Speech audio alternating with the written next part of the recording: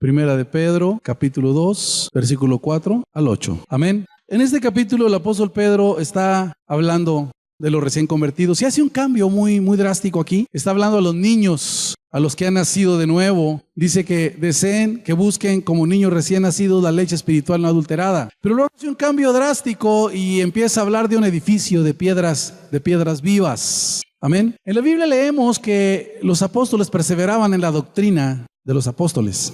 En la iglesia primitiva, en el libro de los Hechos, con los nuevos creyentes, dice, perseveraban en la doctrina, y nos preguntamos acerca de la doctrina de los apóstoles, pero es muy interesante cuando empezamos a ver la teología de Pedro, la teología de Pablo, lo que ellos conceptuaban, eran guías espirituales, y cómo ellos recibieron del Señor un entendimiento, una revelación. Sus entendimientos fueron alumbrados, y ellos hablan de verdades centrales, de verdades fundamentales, básicas. Ellos necesitaron entender las cosas de su tiempo, ventilar lo que era la teología de un judío promedio. Imagínense tener que reconciliar a Abraham con sus pactos, a Moisés con su ley y a Cristo con su gracia. ¿Me está entendiendo? Los pactos de Abraham para una nación, para un pueblo, las ordenanzas dadas a través de Moisés en la ley y luego ahora en la gracia, y poder acomodar todas las cosas. Fueron enseñados por el Señor, pero cuando uno lee los evangelios, hay cosas que en los evangelios no se trataron tan directamente. Pero tanto Pedro como Pablo, como Juan, cuando uno lee sus epístolas, tienen una luz tan tremenda, hermanos, acerca del creyente,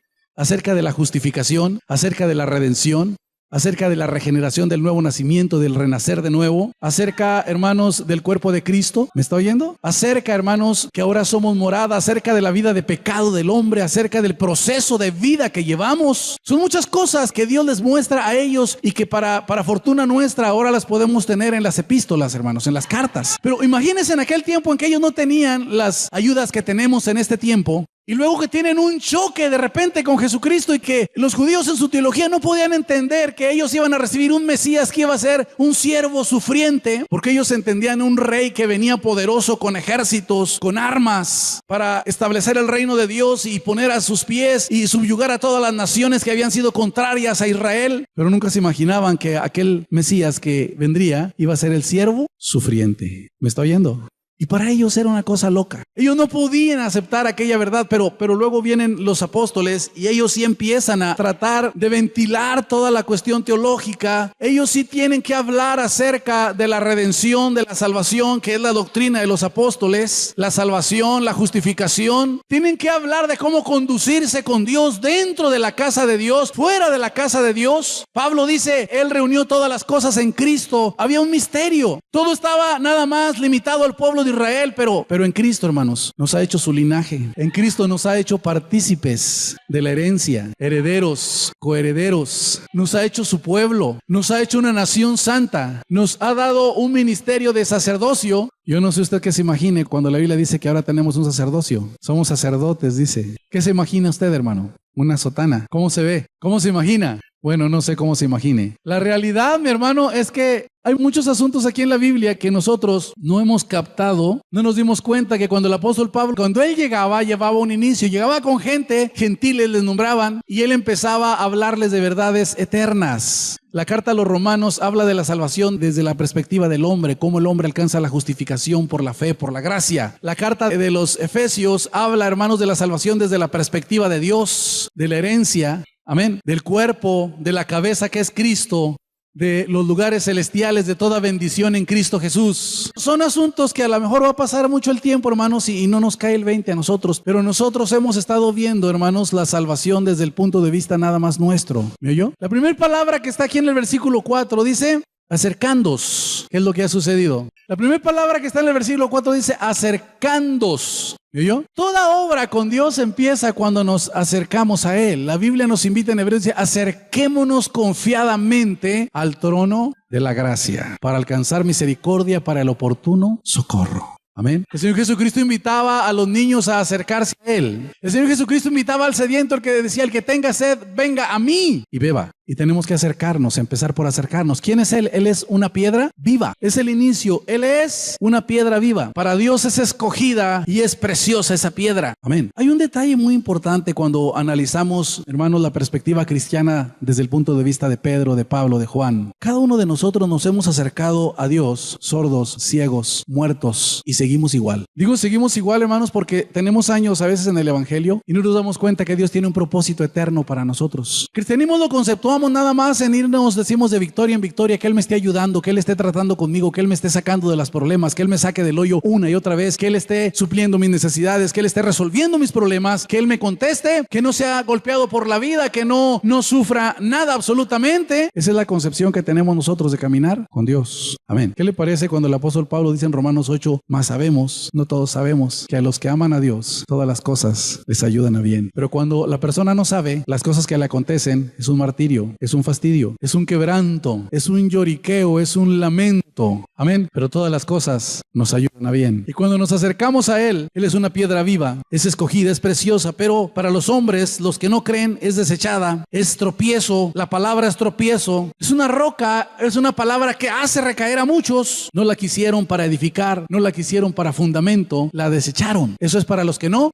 creen, pero para los que creen es una piedra viva, es una piedra angular, es una piedra fundamental, es para edificar sobre ella, es para poner cimiento en nuestras vidas, es para poner un fundamento para quienes creemos, pero para el que no cree, no. Y cuando el hombre se acerca a Dios, cuando nos acercamos a Dios, hermanos, hay muchas cosas que Dios trata con nosotros. Desde hace un momento, ellos tuvieron que llegar y ventilar los asuntos de la ley, de la salvación, del pecado, de la relación con Dios, de los pactos de Abraham. Los apóstoles tuvieron que hacer todo eso. Para nosotros es muy fácil leerlo aquí en la Biblia y le aseguro que aún leyéndolos no entendemos la justificación o la justicia de Dios y no entendemos la gracia, no entendemos el nuevo nacimiento. Nos cuesta trabajo. ¿Sí me oyó? Nos cuesta trabajo. La Escritura, hermanos, nos lleva a cada uno de nosotros a acercarnos a Él. Todo ahí inicia, hermanos, en la cruz, en la palabra, en la relación con Cristo. Ahí tiene todo inicio. Todo ahí es donde se inicia. Y la Escritura es muy enfática cuando leemos en la Biblia las palabras de Cristo a Nicodemo, cuando le dice, te es necesario nacer de nuevo. Esto es más que una teoría, hermanos. Esto es una experiencia. ¿Me entiende? Es una experiencia. Dígale al que está a su lado, ¿ya naciste de nuevo? Le va a decir a lo mejor como Nicodemo, no, pero ¿cómo? Eso es imposible. ¿Cómo es posible de que yo entre al vientre de mi madre y sea expulsado otra vez? Es lo que dijo Nicodemo. ¿Cómo es eso? ¿Ya naciste de nuevo? Es una experiencia única. Dice la Escritura en 1 Pedro 1:23, dice, somos renacidos por la palabra del Evangelio. Estábamos, dice Pablo en Efesios 2, estábamos muertos, pero Él nos dio vida juntamente con Cristo.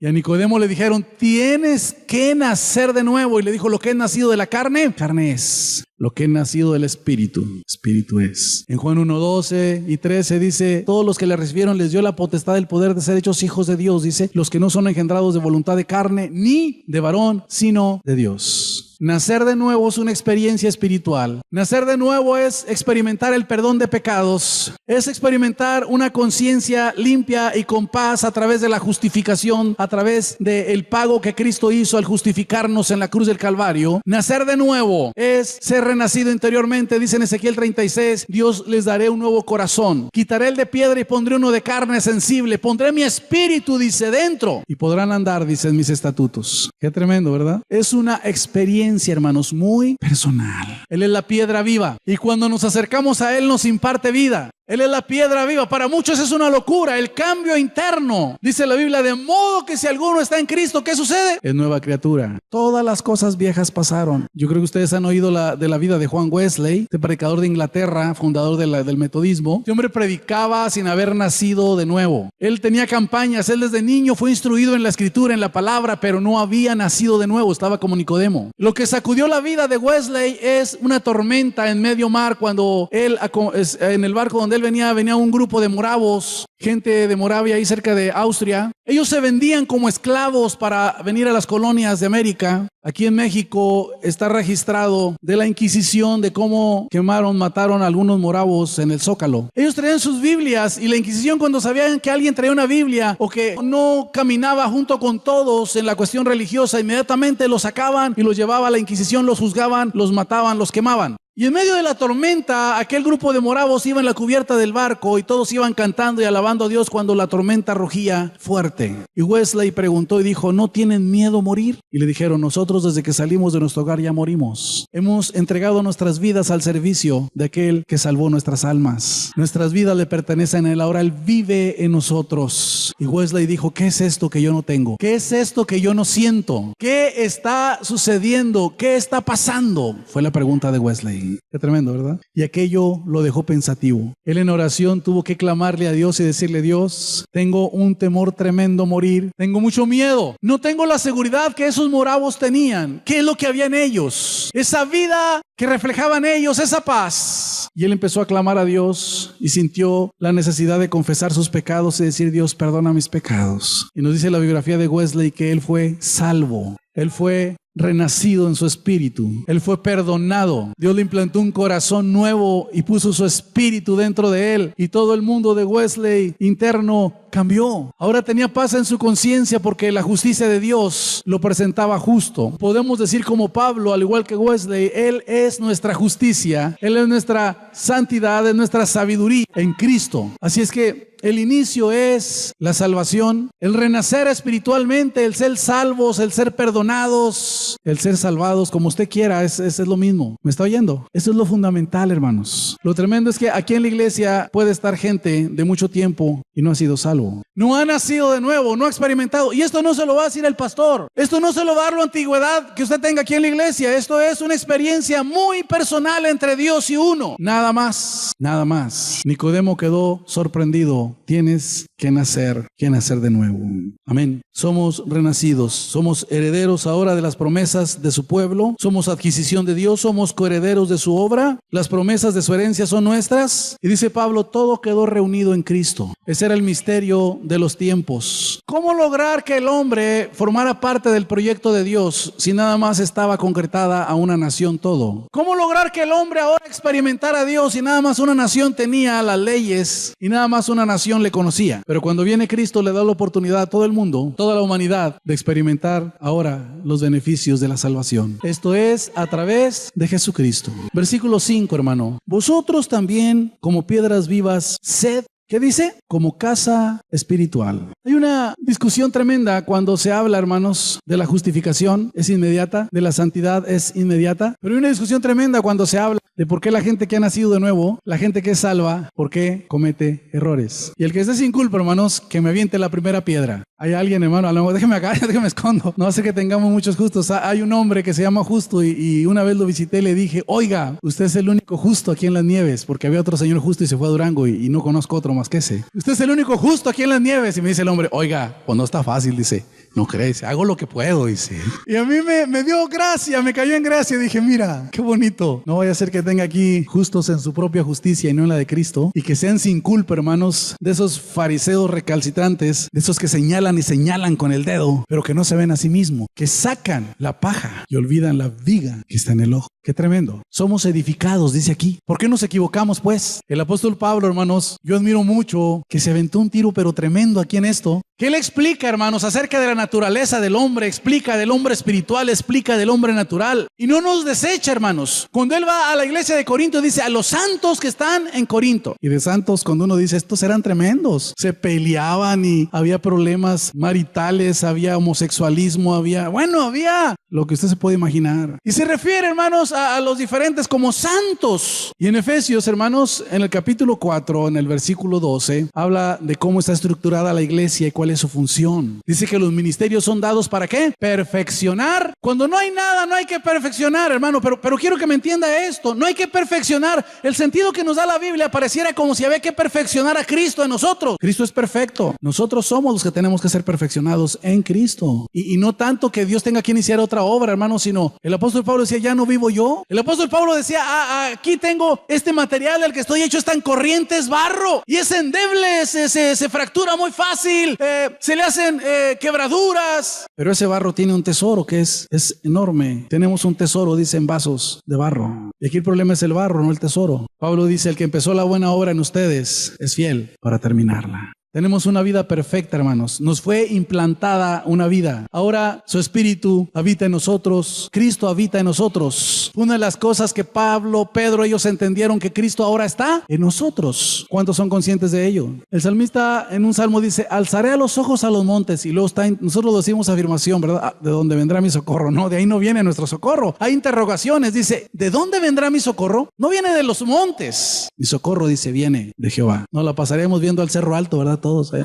No, hermanos. Nuestro socorro viene de Jehová. Viene de Jehová. Y Dios tiene una obra. Dios ha invertido tanto en nosotros, hermanos. Le hemos costado tanto. La adquisición que hizo de nosotros fue tan alta. ¿Usted cree que Dios nos va a dejar así, hermanos? Dios tiene que pulirnos. Los ministerios son para perfeccionar a los santos, para la obra del ministerio, dice Efesios 4:12, para perfeccionar a los santos. ¿Quiere decir que ya hay algo ahí? Entonces ahora vamos a ser perfeccionados en lo que está ahí. Nosotros. Porque cuando hay situaciones difíciles, hermano, nos quebramos. Cuando hay situaciones adversas, hermano, nos cuarteamos. Se lo va a decir, nos rotamos luego, ¿verdad? Aunque nos diga, no te rotes, pero nos rotamos, hermanos. Es el problema, ¿me entiende? Cada uno de nosotros, hermanos, que hemos nacido de nuevo, hemos sido renacidos por la palabra. Amén. Ahora estamos con la vida de Cristo en nosotros, pero hay un proceso. Estas piedras vivas tienen que ser edificadas. Cuando usted está edificando con block y mete un ladrillo, le pregunto, ¿queda? O viceversa. Cuando usted está edificando con ladrillo y a fuerzas quiere meter un block, ¿queda? Tienen que tratarlo, tienen que acomodarlo, cortarlo hasta que quede, ensamble. Somos un edificio en Cristo ahora, hermanos. ¿Sí me están oyendo? Somos un edificio. Y Dios está llevando una obra gloriosa en nosotros, hermanos. Dios está tratándonos, Dios está puliéndonos, no lo podemos entender. Cuando se van a hacer cosas grandes, lo más difícil es dar el primer paso, hermanos. Porque como que no la creemos. Dios le dijo a David que iba a ser rey sobre Israel, pero ¿cuál fue el primer paso que dio David? ¿Qué cuidaba David? Del cuidado de las ovejas se fue a cuidar un regimiento. De un regimiento le soltaron 400 locos que quién sabe, si se los ponen a usted de congregación, quién sabe cómo le ande yendo. Me dijo un muchacho conocido que anda así todo patas para arriba. Dijo, vente de pastor, dice, yo me hago tu miembro. Le dije, pues tendré que poner la cueva de Adulam. Le dije, si pongo una iglesia aquí, le dije, contigo. Porque eran 400 amargados, endeudados, opacados. Pero de ahí salieron, hermanos, los que mataron gigantes, los valientes de Israel, de esos 400. Pero empezó por lo poco, cuidando ovejas. De esos 400 locos, hermanos, se fue a cuidar, a pastorear toda una nación. Cuando usted tiene que empezar algo, hermanos, lo va a empezar por lo pequeño. ¿Cómo nos cuesta trabajo dar el primer paso? Que usted quiere empezar en ocasiones, quiere poner un restaurante grande y hacer una cadena de restaurantes. ¿Dónde empieza? ¿Dónde?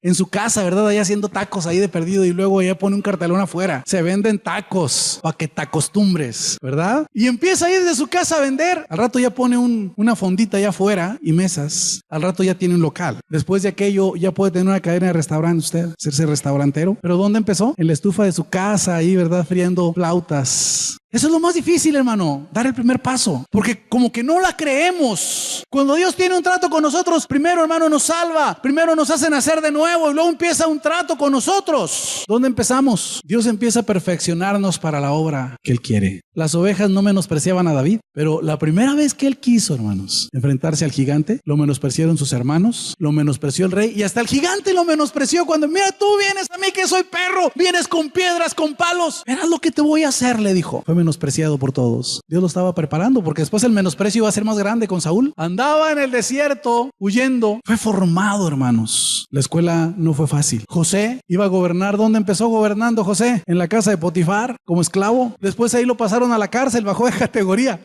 Pero de ahí, hermanos, salió. ¿Cuál fue la virtud de José, hermanos? ¿No pecar? ¿Cuál fue la virtud de José? ¿Que no se rindió ante la mujerona aquella de Potifar? ¿Esa sería la virtud de José más grande? La virtud de José fue haber guardado su corazón. No solo con todo lo que se le ofrecía, sino de guardar un resentimiento contra sus hermanos. Usted analice los nombres de los hijos de José, su significado, y se va a dar cuenta que José tuvo luchas. José sufrió, pero José logró mantenerse limpio en su corazón. José no guardó absolutamente nada. Pudo abrazar y besar a sus hermanos. Eso es lo tremendo, ¿verdad? Eso es lo glorioso. Dios tiene un trato con cada uno de nosotros. Pablo fue tratado, hermanos, de muchas maneras. Pablo empezó desde que su trato empezó con él en aprender las escrituras. Y luego él pensaba se llamaban los del camino, los primeros cristianos, que ellos estaban desvirtuando y era una amenaza para la santidad de Dios y los intereses del reino de Dios como judío. Cuando él tiene un encuentro con Cristo, a partir de ahí, el primero que ora por Pablo es un hermanito insignificante que no se vuelve a hablar más de él, Ananías. Llega, ora por él y recobra la vista. Luego le sacaban la vuelta a todos, pero Bernabé empieza a discipularlo. Y pasan años. Y yo creo que Pablo se va unos años al Sinaí, allá en Arabia, y él acomoda todo lo que él sabía acerca de la ley ahora con la gracia. Y tenemos una riqueza nosotros en Gálatas, en Romanos, hermano, en las epístolas que él escribe para nosotros, hablándonos acerca de la gracia. ¿Me entiende? Es algo que ahora nosotros podemos disfrutar. Empieza una escuela para Pablo. A tal grado en la vida de Pablo, hermanos, que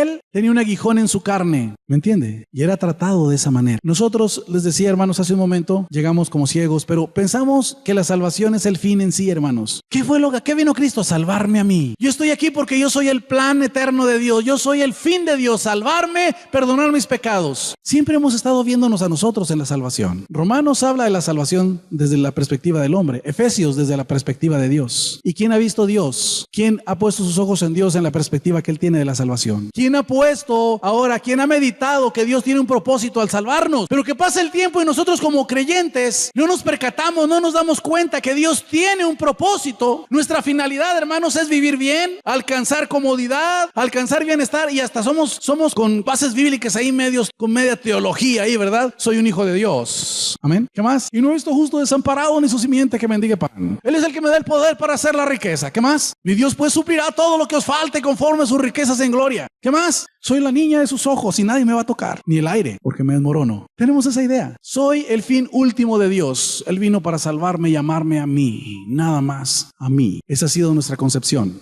¿Y qué de Dios, hermano? ¿Cuál será su propósito? ¿Cuál será el propósito eterno de Dios? Dice, somos piedras vivas. ¿Para qué? Para un edificio. Somos piedras vivas. ¿Qué más dice el versículo 5? Ser edificados como casa espiritual y sacerdocio santo. ¿Para ofrecer qué? Sacrificios espirituales aceptables a Dios por medio. Pero nada más estamos enfocados hacia nosotros. ¿Qué quiere Dios de usted? ¿Cuál es el propósito? Curiosamente, mientras nosotros entendemos el propósito, Dios también nos está puliendo. Yo creo que cada vez nos mide donde Dios quiere, ahí nos como piedras pone ahí donde va nuestra parte en el edificio y dice, este todavía no queda. Y nosotras talladitas, ¿verdad? Este no queda. Y ya cuando quedamos ahí, entonces empezamos a soportar el peso de otros que van allá arriba. A veces no nos gusta, pero tenemos que ser edificados, hermano. Somos también, Él es la piedra viva principal y nosotros somos piedras vivas que estamos edificados sobre Él. Él es el cimiento, Él es el fundamento, aunque para muchos sea locura, aunque esto sea una tontería, hermano, la palabra, aunque para muchos, hermano, no tenga sentido. Fíjese Pedro cómo es tratado. Los judíos tenían muchas limitantes, eran muy recelosos, muy escrupulosos con los gentiles, muy prejuiciosos, no convivían, no se acercaban. Y cuando Felipe viene la persecución, hermano, empieza la persecución ahí con Pablo y salen todos corriendo y ahí en Samaria va Felipe y predica. Pero Felipe era un evangelista y luego les dice a los apóstoles, vengan a adoctrinarlos a estos porque ya aquí hay gente. Y llega Pedro y Juan a adoctrinar a los samaritanos. No los querían, pero ahí empieza el trato de Dios con Pedro. De ahí de los samaritanos siguió predicando Pedro y se derramó el Espíritu Santo.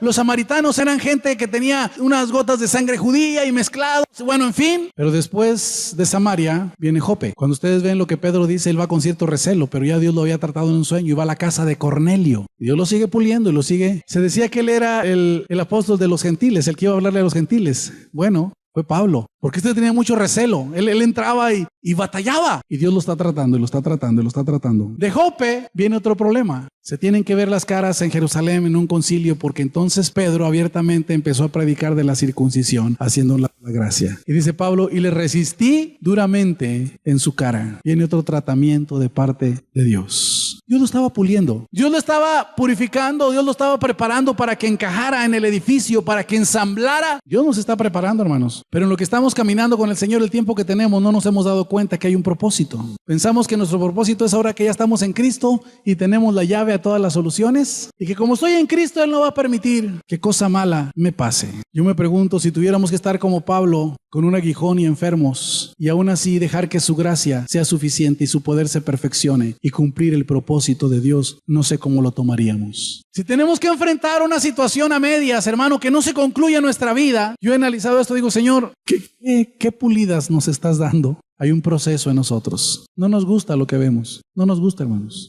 Pero nosotros pensamos que servir, hermanos, es pues sin sentido. Mira, con que tú hagas algo en la iglesia, todo está bien. ¿Ya me entendió? ¿Qué tendrá más sentido para Dios? ¿Nada más lo que hacemos o lo que somos? Fíjese bien lo que le estoy diciendo. ¿Lo que hacemos o lo que somos? Es importante lo que hacemos. Muchas cosas, hermano, en la obra de Dios fracasan por lo que somos. Aunque nos dediquemos a hacer muchas cosas buenas, a ver si me entiende esto, lo que somos es muy importante. Más, la Biblia habla de talentos. ¿Cuántos les dieron a uno? 5, 3, 1. ¿Qué fue lo que el amo, el señor aquel, aplaudió de los siervos? ¿El trabajo o su actitud de siervos? Porque para él no había cantidades. Fueran 5, fueran 3, era la misma felicitación. Pero el que tenía uno solo le dijo, mira, si tú hubieras prestado tu talento a los banqueros, se te hubiera reconocido. ¿Qué dice aquel siervo? Tuve miedo. Y fíjese lo que le dice al amo. Supe que tú eras injusto, eras malvado. Que vienes a recoger donde no esparciste y vienes a cegar donde no sembraste. ¿Qué le está diciendo? Eres malvado. Siervo malvado, le dice. Si sabías que soy tan duro, ¿por qué no hiciste entonces algo con tu talento? Lo iba a perdonar si no le entregaban 2 talentos. Lo que es castigado es su actitud, su carácter.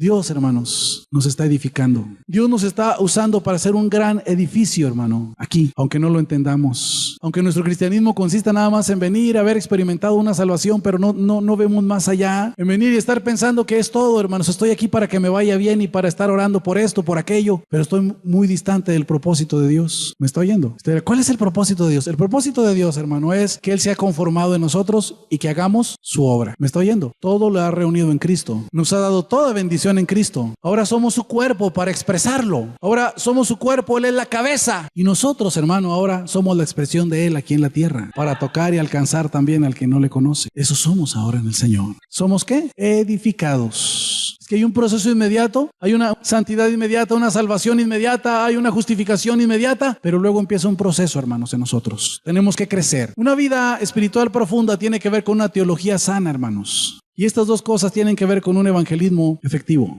¿Me está oyendo? Esto, hermanos, es importante. Es una piedra que fue reprobada, fue desechada, que no la quisieron, que ha servido de tropiezo, pero que es la solución, hermano, para edificar con fundamento, con fortaleza, con solidez. Sin esa piedra, sin Cristo, sin su palabra, hermanos, todo se derriba. Todo se cae. Estaba escuchando una biografía del Che Guevara. Che Guevara creía que después de una revolución iba a surgir un nuevo hombre, listo para generar un gobierno igualitario y que beneficiara a los desprotegidos, en un mundo de igualdad. ¿Me está oyendo? Él creía que la revolución iba a generar al hombre nuevo. Y yo cuando escuchaba esto, dije, qué lástima que el Che Guevara fue tan ignorante y tan cerrado en conocer quién es el hombre. La Biblia me lo dice, no hay ni uno solo que sea justo. Y aunque los sistemas sean tan buenos, donde estamos los humanos, tendemos, hermanos, a degradar todo sistema. ¿Me está oyendo? Cuando Israel llegó a Egipto, el faraón que estaba era bueno, amén, pero después vino otro, y luego vino otro, y vinieron otros, y al final, cuando llegan a los 400 y tantos años, el que estaba era amargo. David era buen rey, Salomón menos, Roboam peor. Mientras el hombre esté, aunque las ideologías y los sistemas sean buenos y los propósitos, tenemos que reconocer, hermano, que en nosotros no hay nada. Dijo Pablo, en mí está el mal, no tengo nada bueno. ¿Por qué, hermanos? Tenemos la vida de Dios, tenemos la vida de Cristo, pero tenemos este barro. Y Pablo dijo, ¿quién me librará de este cuerpo? Dijo, el día que ya no estemos habitando este hombre natural, esta morada natural, hermanos, seremos liberados. Pero mientras lo estemos habitando, este barro, le decía hace un momento, se quiebra, se cuartea. Cualquier presión, siente el calor, siente el fuego y ¡puc! Se abre. Las inclemencias se hacen añicos. Y Dios otra vez nos reconstruye. El barro tiene que sacar el tesoro y enseñarlo para que la presión ya no se dirija al barro, sino la atención sea hacia el tesoro que contiene. Es tremendo, hermanos, pero esa es la segunda palabra que está ahí, hermanos, edificados, amén, en el fundamento como una casa espiritual, amén. Versículo 9, mas vosotros sois, ¿qué somos? ¿Cuál es el propósito de Dios? Voy a meter ahora el propósito, hermano.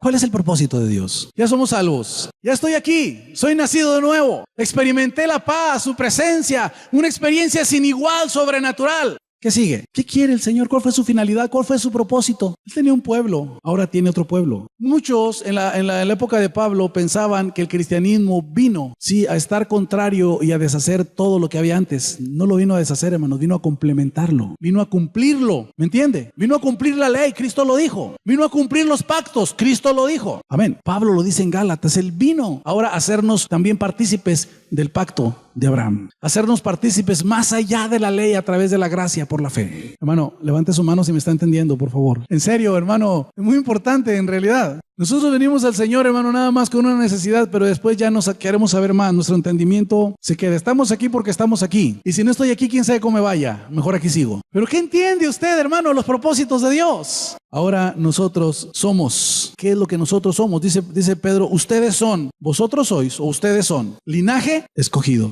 ¿Cuál fue el linaje que escogidos? En aquel tiempo eran judíos y Pablo se jactaba y decía, soy fariseo de fariseos, de la tribu de Benjamín. Él podía, ¿qué pedigrí tenemos nosotros? ¿Soy hijo de quién? ¿Nieto de quién? Pues no sé, pero soy linaje. Porque Dios escogió de lo necio, de lo vil, de lo menospreciado para avergonzar a lo sabio. Ese es el linaje nuevo. Es una locura la palabra de la cruz, pero a Dios le plació salvar a través de la palabra de la predicación acerca, cuando se habla de la cruz, de la muerte de Cristo, de la resurrección de Cristo, del perdón de pecados, de la sangre de Cristo que limpia pecados. Somos linaje, pero ¿cuál será la finalidad, hermanos, del linaje escogido? ¿Qué sigue diciendo ahí? ¿Real? ¿Qué hacían los sacerdotes? ¿Cuál era la función del sacerdote, hermanos? ¿Tocar las campanas? Decir misa. Dios en paz, hijos míos. ¿Cuál será, hermanos? Amén. ¿Cuál será la función, hermanos? O tipo evangélico, ¿verdad? Santo. ¿Cuál será la función, hermanos? ¿Qué es un sacerdote? ¿Sirve? ¿De qué sirve? Dios le dice a la nación, fíjese cómo empieza. Hay una tribu, dice, esta tribu no va a tener heredad, no le voy a dar nada porque esta va a estar en el templo y ellos son los que van a estar sirviéndome a mí. El sacerdote era el que se tenía que parar entre el pueblo y entre Dios. Era el que iba y hablaba con el pueblo y luego iba y hablaba con Dios y luego hablaba con Dios, y lo que Dios decía iba y hablaba con el pueblo. Era el puente. Jesucristo es nuestro sumo sacerdote, pero ahora nos hace sacerdotes a nosotros, aunque no seamos de la tribu de Leví. Somos un linaje muy diferente, ni siquiera judíos somos, pero la cruz de Cristo nos ha reconciliado. La victoria de Cristo, hermanos, nos ha hecho herederos y coherederos. Así es que, hermano, yo le pregunto, ¿a cuántos ha reconciliado usted con Dios? ¿A cuántos le ministra usted, hermano, como sacerdote? ¿Está cumpliendo el propósito? Somos una nación santa, linaje escogido, real sacerdocio, nación santa, pueblo adquirido. Somos una adquisición, hermano, de Dios muy cara. Mucha inversión Dios ha hecho con nosotros. ¿Usted cree que no va a seguir tratándonos, hermano, puliéndonos? A veces nosotros somos sagaces con Dios, hermano, le buscamos. Pero Dios, hermano, nos mete en cada situación. Nunca está estable, hermanos. Dios está removiendo todo continuamente y nos está llevando y nos está llevando y nos está llevando, pero las cosas nunca están estáticas con Dios. ¿Sí me oyó? Y de pronto nos hace ver a nosotros mismos y nos encontramos con nosotros mismos y nos asustamos. Y clamamos a Dios y vamos a la cruz del Calvario y otra vez empieza el proceso de misericordia y de amor con nosotros. ¿Me entiende? La Biblia lo habla de diferentes maneras. Una ocasión Jeremías le dice a la casa de Israel, ve a la casa del alfarero. ¿Qué es lo que hace el alfarero? Cuando la vasija no le gusta, ¿qué hace? Y la vuelve a hacer. Amén. Otro pasaje dice, ¿acaso la vasija le dice al alfarero lo que tiene que hacer? Claro que no, hermanos. Dios tiene un proceso con cada uno de nosotros y ahí nos lleva. Pero tenemos que poner nuestros ojos ahora, dejar de vernos, hermanos. Ya somos salvos, ya somos favorecidos, nos dio toda bendición espiritual en Cristo, ya tenemos todo. Pero ahora vamos a poner nuestros ojos en el propósito de Dios. Usted está aquí con una finalidad, lo dice el versículo 9, dice, para anunciar las virtudes de aquel que nos llamó de las tinieblas a su luz, para anunciar las virtudes. ¿Lo estamos haciendo? Tengo tiempo, hermanos, y todavía, pues, como dicen Jeremías, llegó el invierno, pasó el verano y no eres salvo. Era para que seas renacido de nuevo y digas, Él perdonó mis pecados y, oye, pero que mira que todavía, pues yo no sé, yo solo sé que soy salvo. La palabra renacido no está diciendo eres perfecto, pero cada vez que me equivoco y saco el barro y enseño el cobre, ahí está la cruz otra vez para mí. Y tengo que acercarme y aunque mi corazón es de carne, sigue siendo endeble, ya no está endurecido, ahora está sensible y sé decir me equivoqué. Y sé reconocer, decir tengo una lucha. Siento que me lleve el tren, pero aquí estoy, ¿me entiende? Ahora nosotros somos todo esto en Cristo. Necesitamos cumplir el propósito de Dios. No es por saber Biblia, no es por estar en la iglesia, no es por ofrendar, no es por diezmar, no es por tener años aquí en la iglesia, aunque usted haya puesto la piedra de fundamento de aquí del templo, con todo y eso, aunque usted sepa la Biblia, sepa capítulos, aunque usted, todo lo que quiera hacer, necesita nacer de nuevo. Y esto no se lo va a decir el pastor ni nadie, es una experiencia entre usted y Dios. Y si no tiene una seguridad, es tiempo que le diga, Señor, no sé si soy o no soy, perdona mis pecados, permíteme experimentar y tener la seguridad de la salvación y del nuevo nacimiento. Cuando eso sucede, empieza el proceso de edificación. Cuando eso sucede, somos nuevas criaturas. No somos perfectos. Los discípulos no eran perfectos, pero sí muy dispuestos a crecer, muy dispuestos a realizar la obra que se les encomendaba. Tenemos una obra, hermanos, que se nos ha encomendado. Dios nos dio los rudimentos para poder avanzar. Usted que ya nació de nuevo, yo le aseguro que hemos hablado de rudimentos y no sé si los entiende. Amén. ¿Entiende los rudimentos? ¿Cómo que esperamos que un bebé camine? que empiece sentándose. Es más, de perdido que se ría. Usted sabe que los bebés son muy graciosos, pero cuando tiene anemia el niño se ríe. Es bien chillón, se siente mal. Cuando la persona, hermanos, está convertida, pero no está alimentándose con los rudimentos, es bien chillón. Pero no chillón de llorar, sino que por todo llora, por todo se queja. ¿Me entiende? No sonríe, está enfermo espiritualmente. Y los rudimentos nos son dados, hermanos, para crecer.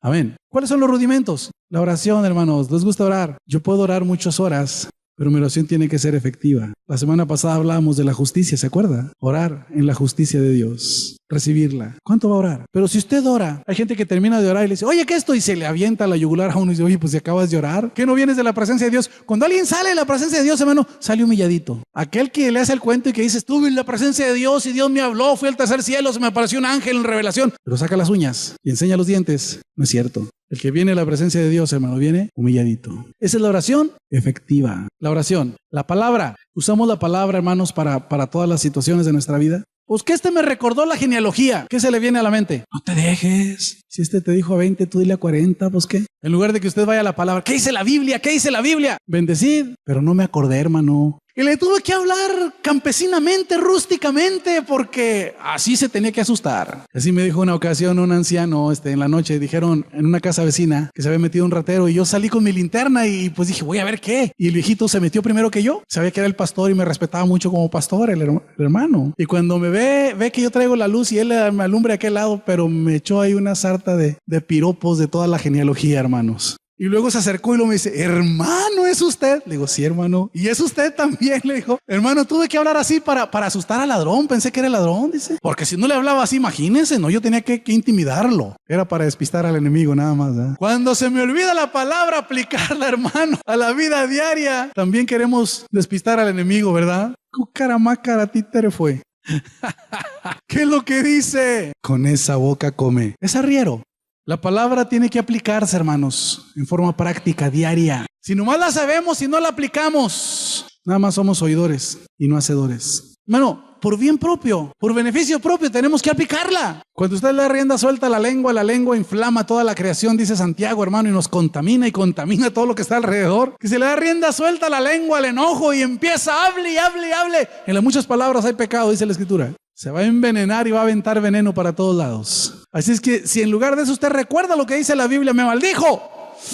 ¿Qué dice la Biblia? Bendícelo. Hoy me estoy mordiendo la lengua, pero Dios te bendiga. Aunque le cueste, pero bendígalo. No diga cuando lo sienta, deja que se me pase. ¿Me entiende? No lo dice, pero acá se envenenó el corazón. Mejor sáquelo. Pero no en maldición, sino en bendición. Dios te bendiga. La palabra, la oración, la palabra. ¿Qué más? La adoración. En adoración va ayuno, alabanza, ser adoradores en espíritu y en verdad. La comunión unos con otros. Amén. El dar testimonio, el servir. La comunión está el servir aquí entre nosotros. Puede ser que usted aquí no tenga manera de involucrarse, hermano, de servir en algo, pero hay muchas cosas, hermano, que se pueden hacer ya con la tecnología que hay, muchas maneras de servir. Son rudimentos. Oración, escritura, ¿entiende? Comunión, adoración. Amén. Testimonio. Bueno, son algunos de los rudimentos, hermano. Fíjese lo que le voy a decir, hermano, antes de que se ponga a orar. La mejor manera, hermanos, de saber que estamos siendo edificados es en nuestras casas, con nuestras familias. ¿Me explico? El edificio que Dios está construyendo, hermanos, yo no puedo construirlo con otra gente y con mi familia no.